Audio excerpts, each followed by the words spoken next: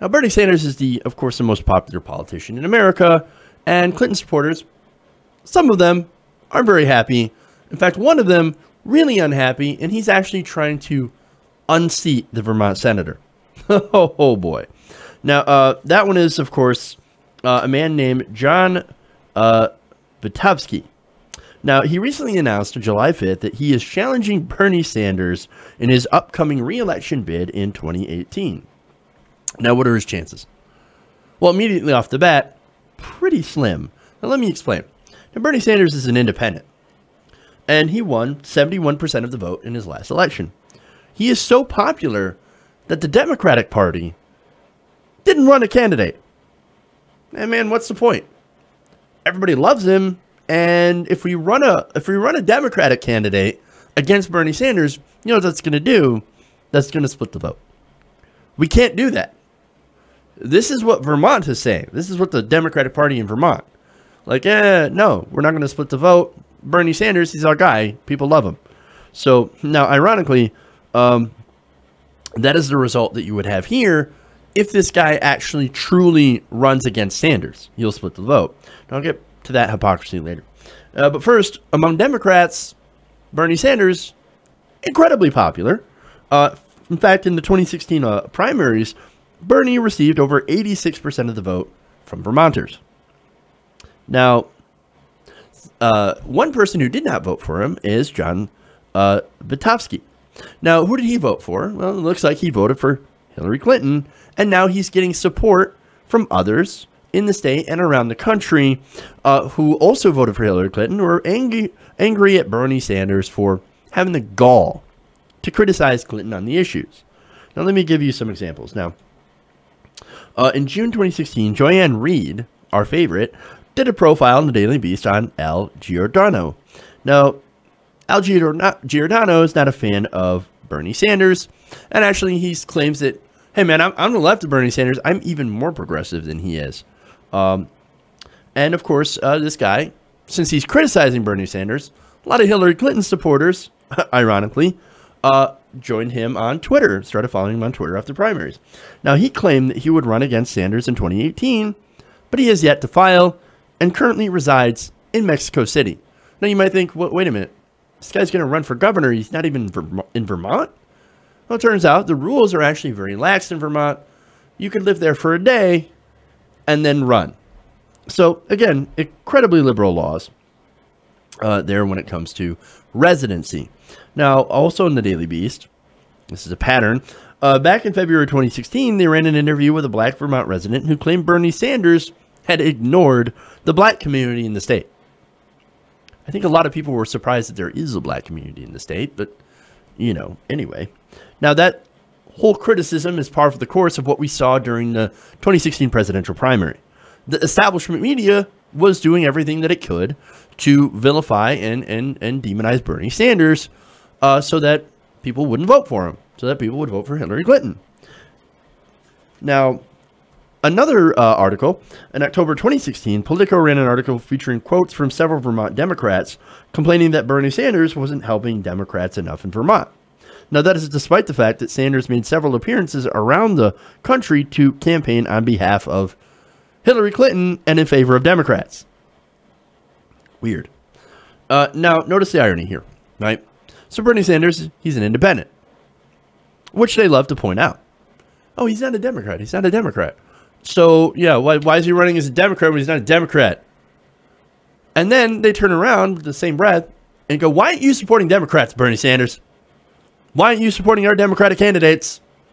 Wait, either he's a Democrat or he isn't. Can't have it both ways, dude. It's hilarious, considering that, yes, he does support Democrats as long as they support a progressive agenda, progressive policy. And you might disagree with that, but again, why would you support someone who doesn't hold your aims?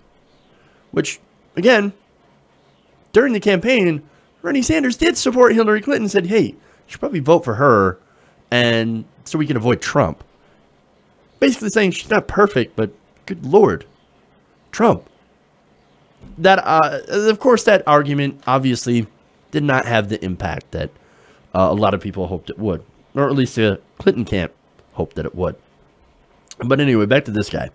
Now, Vitovsky is trying to make a different case against Bernie Sanders in that. He says that Sanders is the direct reason that Democrats lost to Donald Trump. Quote, I hold him absolutely centrally responsible for Donald Trump being president, he told NBC News. That's my number one issue. Is it now? So it wasn't the Clinton campaign not campaigning in Michigan or Wisconsin. Didn't have anything to do with right-wing voter suppression. Or didn't have anything to do with the lack of the Democrats' message. They didn't have a message. What about the anger of the establishment?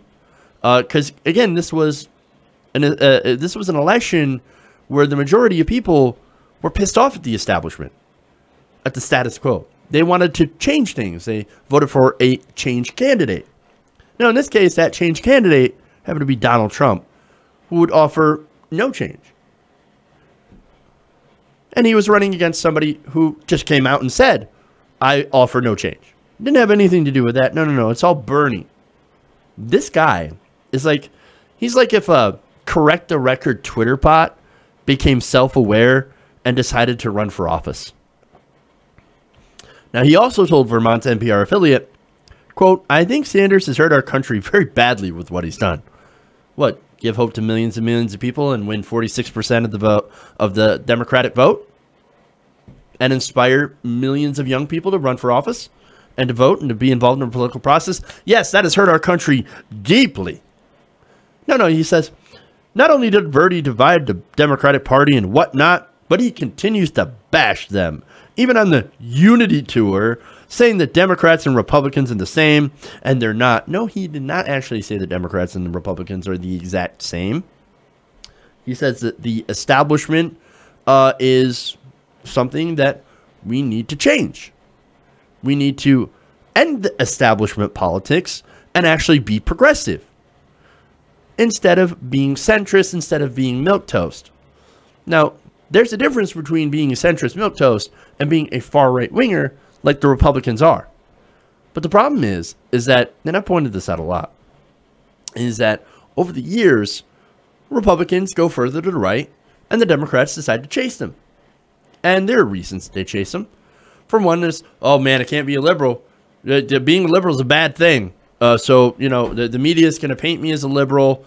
No, I don't want to do that. The centrism, that's the way to go. Yeah, bipartisanship, bipartisan. We got to be bipartisan.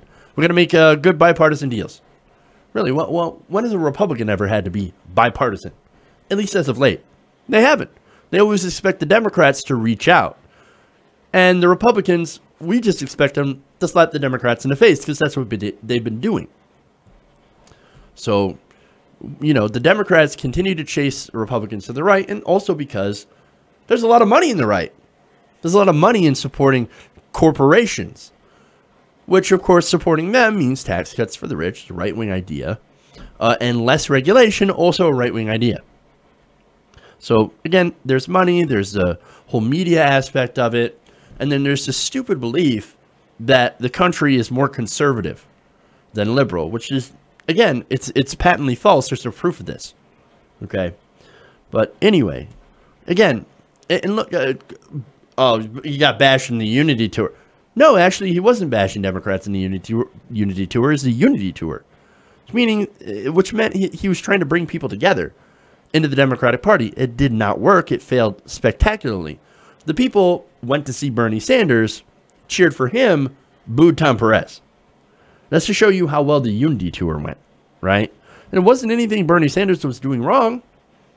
It was the fact that the establishment in the Democratic Party, the DNC, are so incredibly popular right now because of what they did during the primary. And because of their centrist, corporatist positions that people are just not interested in anymore. So that's what happened there. And besides, again, I get to keep pointing out, he campaigned for Hillary Clinton against Donald Trump. And what he's doing, his whole goal, is to try to have the Democratic Party embrace policy positions that the people actually want. You know, things like Medicare for all, which, again, a huge majority of Democratic voters support. A living wage of $15 an hour, again, incredibly popular within the Democratic Party. Hell, you have 80% of Democratic voters that approve of Bernie Sanders because of his record and because of the things that he represents, the policies. You want to know who's the second most popular politician? Elizabeth Warren. You know why? Because she also pushes for those policies. It's about the policies. It's not about the person. Now, Patapsky is also out there pushing the right-wing narrative about the Burlington College. Oh, Jane and Bernie Sanders. Bank fraud. The FBI investigation. In fact, he says, quote, it is a very serious investigation into Burlington. Now, I want to let you know, like, if you're unaware, this entire bank fraud, Burlington College bullshit was started by a Trump campaign guy in Vermont. Bernie's so bad, though. He caused Trump. Oh, hey, there's a Trump guy out there working to smear Bernie. Let's work together. Come on, man. Come on. This guy is nothing more than an establishment tool. This guy's getting all his talking points from people like Joanne Reed and all the other defenders of the Washington elite. Now, that same elite, by the way, that bungled an election so bad that we ended up electing an orange buffoon. Bernie didn't build that. That ain't his fault. Now, I'm all about primaries. You know me, man. So, if Patapsky wants to take on Bernie Sanders, bring it on, dude. And let's see which way Vermont voters go in 2018. I'm thinking it's going to be a blowout. Hey, everybody. Thanks for watching this video. If you want to see more like this, please hit the subscribe button below. And if you want to support truly independent progressive media, please consider becoming a patron at patreon.com/TYTNation.